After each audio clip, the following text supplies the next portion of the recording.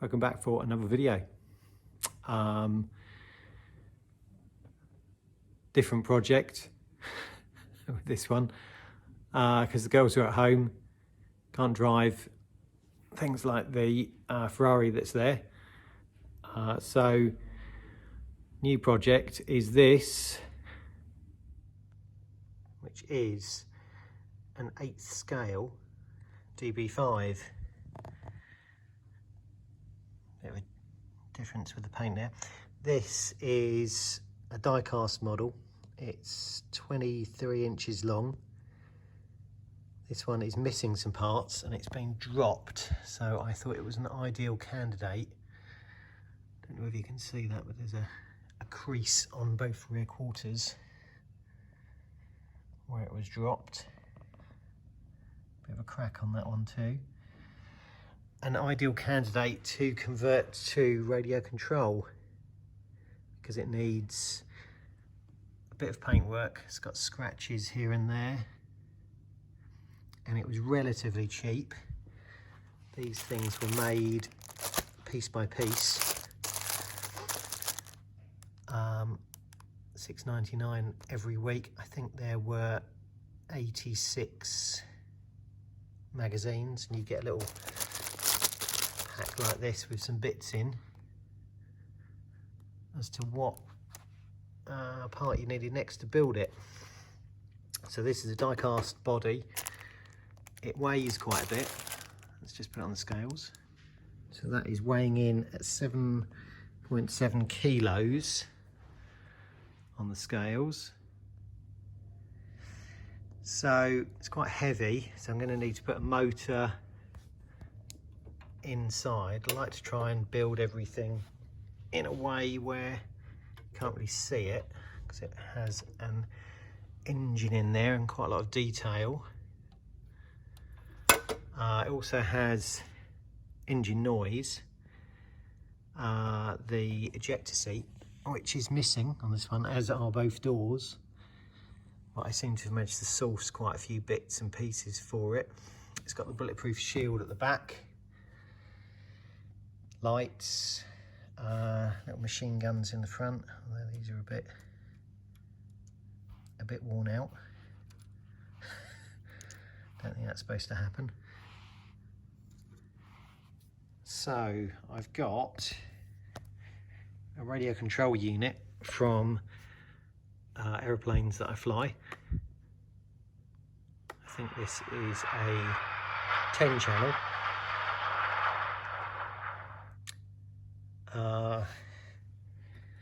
And a receiver, 10 channel receiver. So I need to do forward, reverse, steering, machine guns, ejector seat, rear bulletproof shield,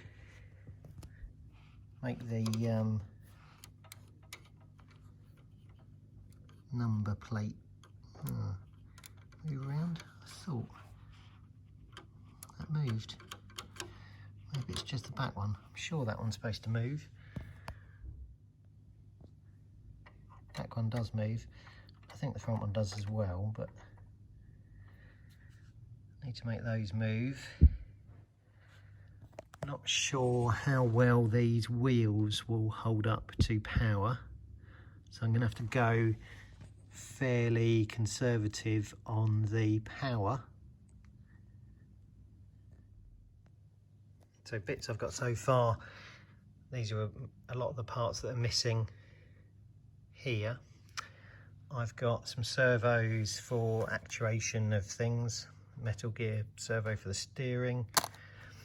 I've got this crawler axle, which is actually made of metal, which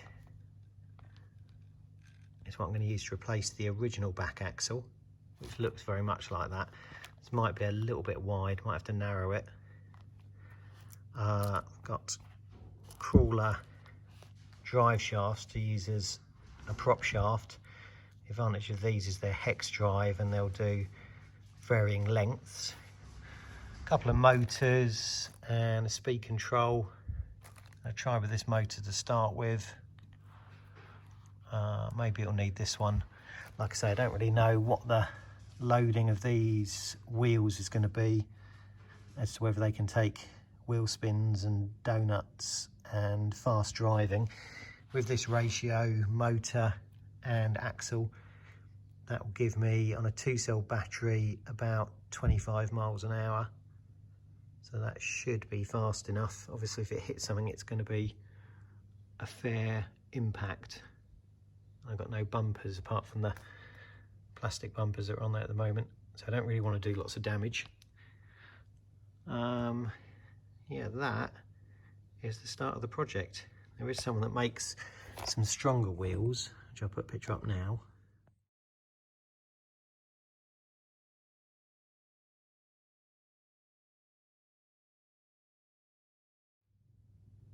So they replaced those wheels, but as you can see, they're £150, which is more than I paid for this whole car.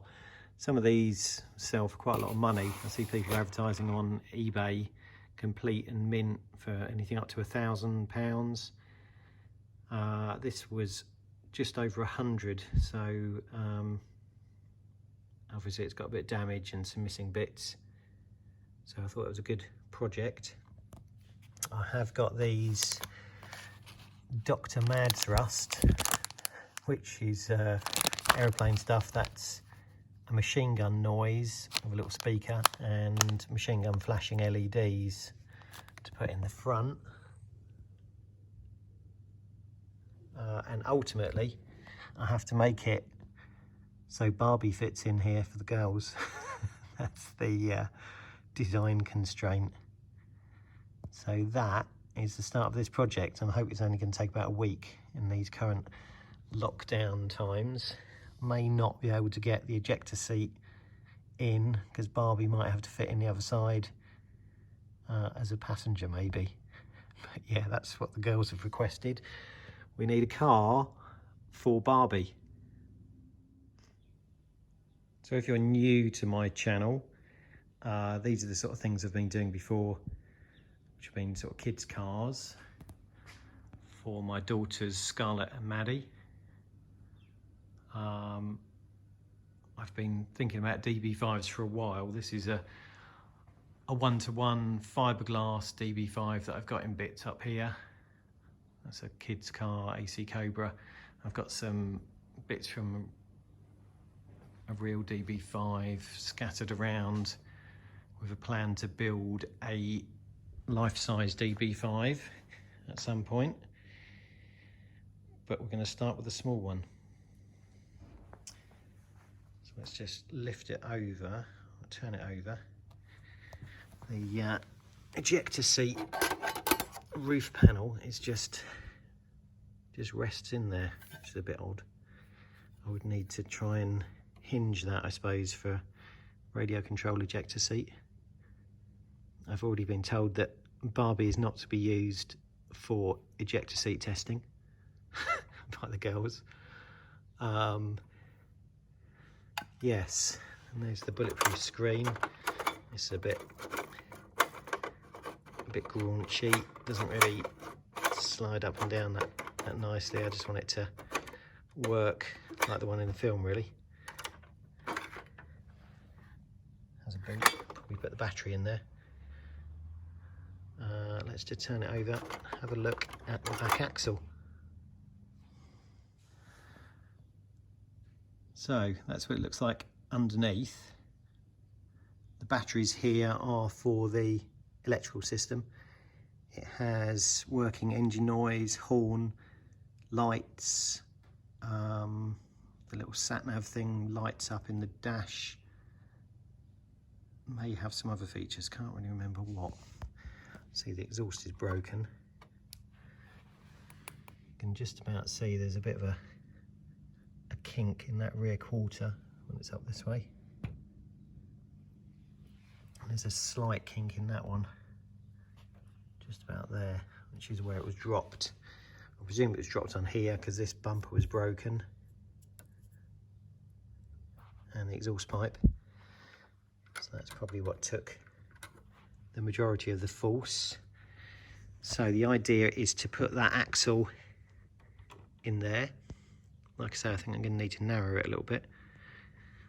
but I thought actually it looks pretty close to what's there. I'll probably remove this brace bar. I think that's for a sump guard or diff guard even, not sump guard, and try and get this motor inside the sump of this motor, and then run the prop shaft along there so you can't really see it. Try and keep it all enclosed.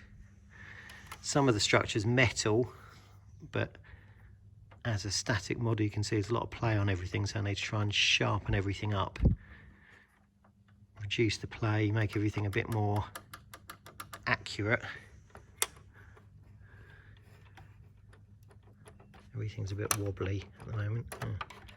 Looks like the 4-link suspension's not connected. And also,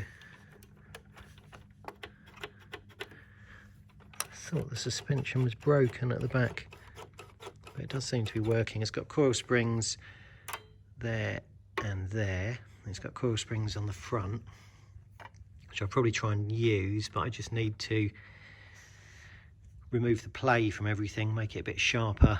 It's got metal hubs, so I'll probably still use those, try and get some bull races in there. And this axle has bull races in the end.